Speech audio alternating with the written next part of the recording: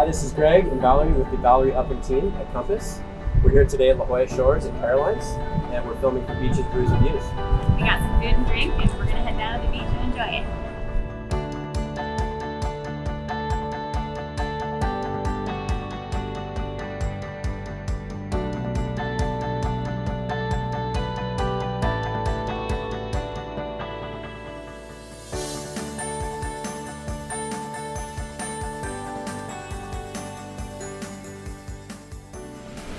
So now we're down here at Scripps Pier. As you can see, it's a beautiful day. And right up on top of the hill, we have Scripps Aquarium, which is a wonderful place to take the family.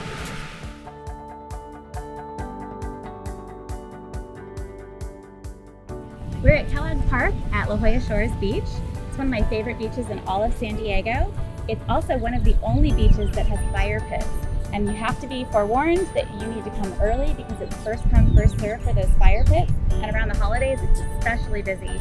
Also, at the park, there's swing sets, and it's a great place to bring your family, as well as there's another grassy area on the other side of the large parking lot where you can set up volleyball. You have to bring your own nets, but it's just a great place to spend the whole day.